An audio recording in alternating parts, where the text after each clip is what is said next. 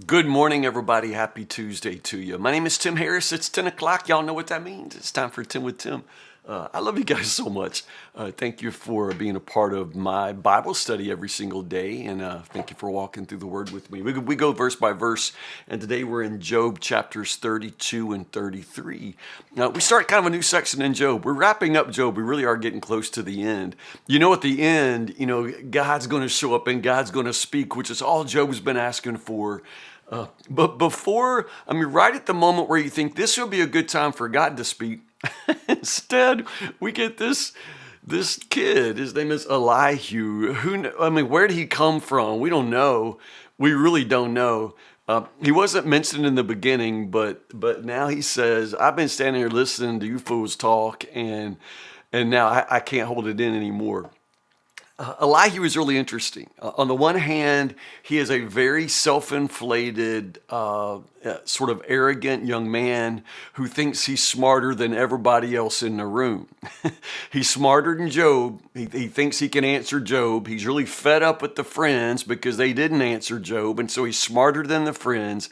He's the kid who's smarter. He read a book, and that now makes him the smartest guy in the world. On top of that, he claims divine inspiration. God just made me smart. And again, he really is something of a piece of work. At the same time, Elihu's going to make some points. He's going to move this conversation down the road, and ultimately his speeches really do prepare for the word of the Lord when God himself speaks better than anybody else. So in that sense, Elihu has a really important purpose in the book of Job. But when he starts talking like, what? Where did he come from? And somebody would somebody just smash his mouth? He's just kind of that kid that, who invited him. But at any rate, he starts speaking. There's a little bit of a narrative portion in the beginning of chapter 32 that introduces the speeches of Elihu. And Elihu has four poetic speeches. And the first one is here in chapters 32 and 33.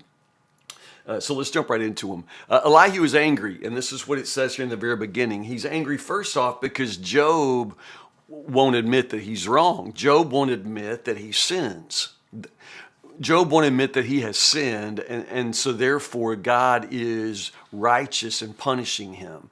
Again, in that sense, Elihu agrees with the friends, and much of even though Elihu says, man, I tell you one thing, you guys drive me crazy. If I was answering Job, I wouldn't say any of the stuff you guys say, and actually he says a lot of the stuff those guys would say, and that's the basic assumption there. He shares their assumption that Job has sinned in such a way to warrant the extraordinary punishment that he's receiving, assumedly from God.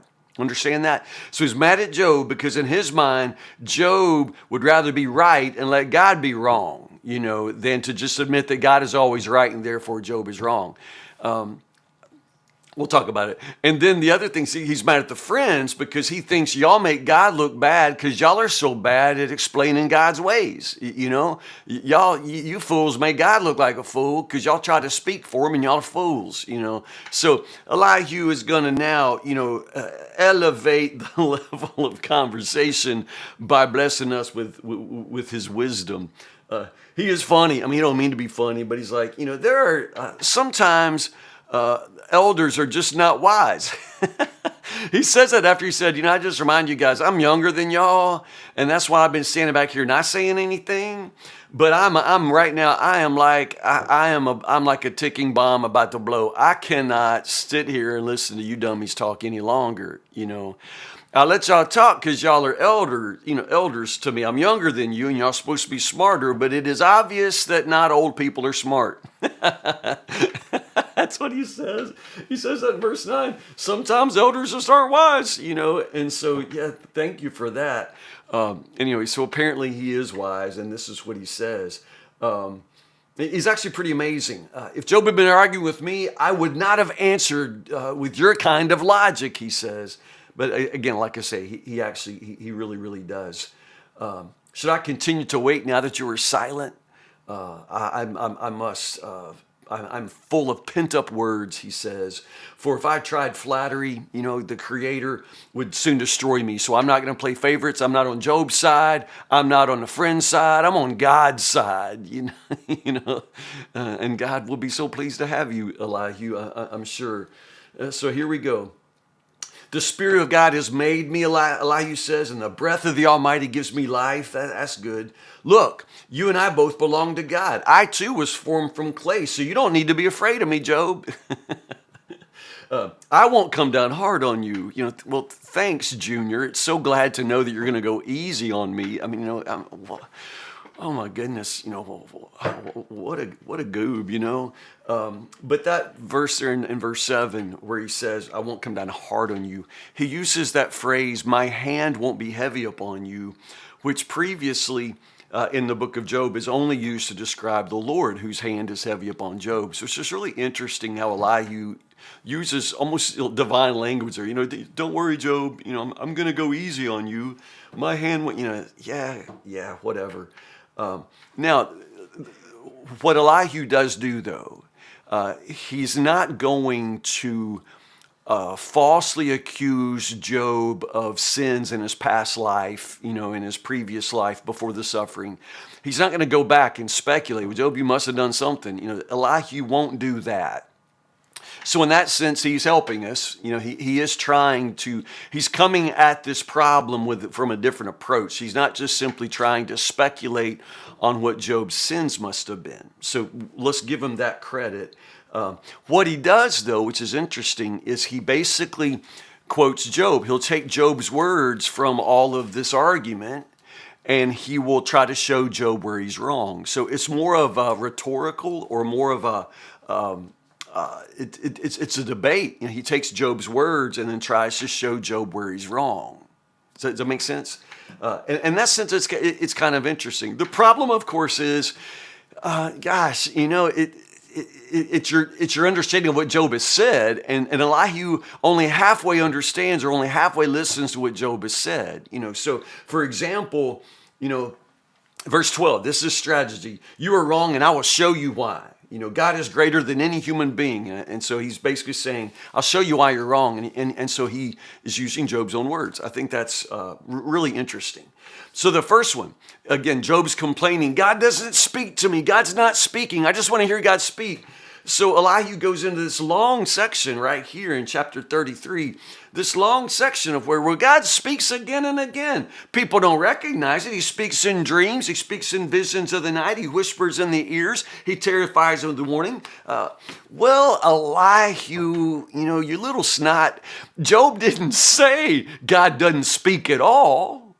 He just says he's not speaking to me now. You know what I'm saying? So this is where Elihu just makes me want to jump out the window, because he's like, I'm gonna take your words and I'm gonna show you where you're wrong. But that's not what Job said. He didn't say God never speaks. But Elihu answers as if Job said that God never speaks. And then Elihu will answer Job as if Job has said, I never sinned. And Job never said he never sinned. Job just says he hasn't sinned in such a magnificent way to call all of this punishment on him. He's not saying that God is not just in punishing sin. He's not saying any of that. He just says, Job says, I want to hear from God. I need to know what sin I'm being accused of that would make me deserving of all of this overplus of suffering. You know what I'm saying? So Elihu, oh man, here's where you see the patience of Job, just not to put his foot in this kid's mouth, because it's like the whole time I'd be thinking, that's not what I said. That is not what I said, but oh man, Elihu is wound up now, so he's not going to stop. He's going to talk on and on and on. Again, but it's interesting. So read and pay attention. Like I say, he's going to quote Job, try to show Job where he's wrong, but oh man, and Job's not going to answer. Elihu is just going to go. So that's the first speech of Job, chapters 32 and 33. Tomorrow, chapter 34 and chapter 35. Those are both separate speeches. And with that, we'll make our way through the wisdom of Elihu. So there you go. Isn't it good though? Man, I just love it all so much. And I love you guys for being faithful to the word. Listen, have a good Tuesday. We got staff meeting today, but today in staff meeting, we get to go through CPR and AED training today.